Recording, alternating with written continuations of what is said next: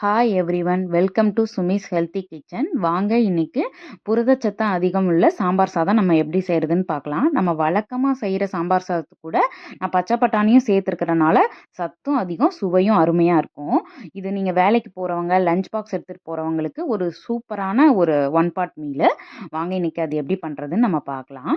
அதுக்கு நான் இன்னைக்கு ஒரு ஆளாக்கு பச்சரிசி எடுத்துருக்கிறேன். நீங்கள் கிளாஸில் இல்லை ஒரு கப்பு எதில் அளக்குறீங்களோ அதுக்கு ஒரு டம்ளர் எடுத்துக்கோங்க. இப்போ நான் அதே ஆளாக்கில் ஒரு அரை டம்ளர் துவரம் பருப்பு எடுத்துருக்கிறேன். இப்போ நீங்கள் அரிசியும் பருப்பும் சேர்த்து ஒரு அரை மணி நேரம் ஊற வச்சுடுங்க.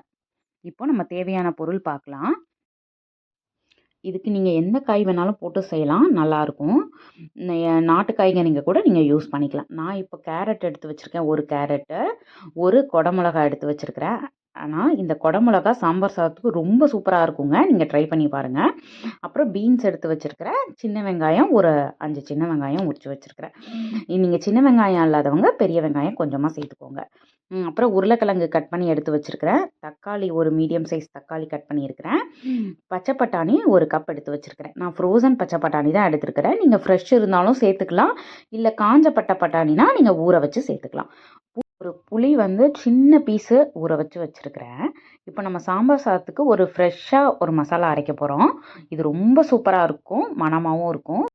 அதுக்கு ஒரு டேபிள் ஸ்பூன் வரமல்லி எடுத்துருக்கிறேன், அதே ஒரே டேபிள் ஸ்பூன் உளுந்து எடுத்துருக்கிறேன், அரை டீஸ்பூன் மிளகு, ஒரு டேபிள் ஸ்பூன் கடலைப்பருப்பு, அரை டீஸ்பூன் ஜீரகம், 1/4 ஸ்பூன் வெந்தயம் எடுத்துருக்கேன், 2 வரமிளகா. நீங்கள் காஷ்மீரி மிளகா இருந்தால் சேர்த்துக்கோங்க, ரொம்ப கலர்ஃபுல்லாக இருக்கும்.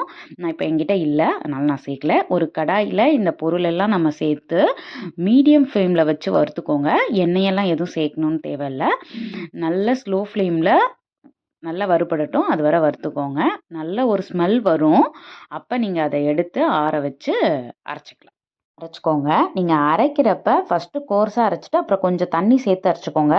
அப்போ தான் திக்காக நல்லாயிருக்கும், க்ரீமியாக. சாம்பார் சாதமும் கலர்ஃபுல்லாக இருக்கும். இப்போ நான் அரிசி பருப்பும் ஊற வச்சுருந்தோம் இல்லையா, அது 20 நிமிஷம் ஆயிடுச்சு, ஊறிடுச்சு. நான் 1க்கு 5 டம்ளர் தண்ணி ஊற்றிருக்கேன். நீங்கள் 5லேருந்து 6 சேர்த்துக்கலாம். இப்போ நம்ம அந்த தண்ணி கொதிக்கிறப்ப நம்ம வச்சுருந்தோம் இல்லையா, எல்லா காயும் இதில் சேர்த்துக்க போகிறோம். பீன்ஸு, கேரட்டு, குடமிளகா, வெங்காயம், தக்காளி. அப்புறம் இது கொதித்து வரும்போது நம்ம கொஞ்சம் மஞ்சத்தூள் ஆட் பண்ணிக்க போகிறோம், உப்பும் ஆட் பண்ணிக்க போகிறோம். அவ்வளோதான். இந்த 2 மட்டும் இப்போ ஆட் பண்ணிவிட்டு நீங்கள் குக்கரை மூடி விசில் போட்டு 4லேருந்து 5 விசில் வச்சுக்கோங்க, கரெக்டாக இருக்கும். இப்போ ஏர் நல்லா ரிலீஸ் ஆகிடுச்சு பாருங்கள், சாதம் நல்லா வெந்துருச்சு. நீங்கள் லஞ்சுக்கு எடுத்துகிட்டு போகிறனால இந்த அளவு தண்ணி கரெக்டாக இருக்கும். இப்போ நம்ம அரைச்சி வச்சோம் இல்லையா ஒரு பேஸ்ட்டு, நம்ம பொடியெல்லாம் வறுத்தோம் இல்லையா, அந்த பொடி பேஸ்ட் இப்போ நம்ம இதில் ஊற்றிக்க போகிறோம். இதை நீங்கள் ஊற்றிட்டு நல்லா மிக்ஸ் பண்ணிக்கோங்க. அப்புறம் புளி கொஞ்சம் கரைச்சி வச்சோம் இல்லையா, அந்த புளி தண்ணியும் இதிலையே நம்ம சேர்த்துக்க போகிறோம். சேர்த்துட்டு சிம்மில் வச்சு ஒரு 5 நிமிஷம் கொதிக்க விட்டுக்கோங்க. இது கொதிச்சதுக்கப்புறம் நல்லா கிளறி விட்டுட்டு இப்போ இதுக்கு ஒரு சூப்பரான ஒரு தாளி தான் போட போகிறோம்.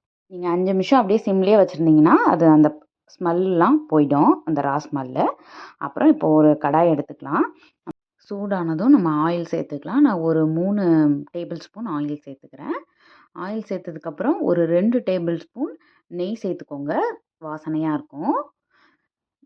நெய் சேர்த்துட்டு எண்ணெய் காஞ்சதுக்கப்புறம் கொஞ்சம் கடுகு சேர்த்துக்கோங்க, ஒரு டீஸ்பூன் கடுகு சேர்த்துக்கோங்க, ஒரு அரை ஸ்பூன் ஜீரகம் சேர்த்துக்கோங்க. நல்லா பொரிஞ்சிடுச்சு. இப்போ அது கூட நம்ம கொஞ்சம் வரமிளகாவும் முந்திரியும் சேர்த்துக்க போகிறோம். அது சேர்த்துட்டு கருவேப்பிலை, கொத்தமல்லி, அது பொரிஞ்சதுக்கப்புறம் கொஞ்சம் பெருங்காயத்தூளும் சேர்த்துக்க போகிறோம். பெருங்காயத்தூள் நல்ல ஸ்மெல் கொடுக்கும் சாம்பார் சாதத்துக்கு. நீங்கள் அதை சேர்த்துக்கோங்க. சேர்த்துட்டு கேஸ் ஆஃப் பண்ணிவிட்டு நம்ம சாம்பார் சாதத்தில் சேர்த்துக்கலாம். சேர்த்து நல்லா மிக்ஸ் பண்ணிக்கோங்க. சாம்பார் சாதம் சூப்பராக ரெடி ஆயிடுச்சு பாருங்கள், நல்லா கலர்ஃபுல்லாக இருக்குது. இப்போ நீங்கள் அதை நல்லா கிளறிட்டு நீங்கள் இன்னொரு பாத்திரத்தில் மாற்றிக்கோங்க இமிடியேட்டாக. இல்லை அப்படின்னா கொஞ்சம் கெட்டி ஆகிடும். நீங்கள் வேறு பாத்திரத்தில் மாற்றி வச்சிட்டிங்கன்னா தளன்னு அப்படியே சூப்பராக இருக்கும். நம்ம இப்போ ஒரு பிளேட்டில் அப்பளத்தோடு சர்வ் பண்ணிக்கலாம். ரொம்ப சூப்பரான சாம்பார் சாதம். உங்களுக்கு இந்த வீடியோ பிடிச்சிருந்ததுன்னா லைக் பண்ணுங்கள், ஷேர் பண்ணுங்கள், சப்ஸ்கிரைப் பண்ணுங்கள். நம்ம இன்னொரு ஹெல்த்தியான ரெசிபீஸில் பார்க்கலாம். பாய்.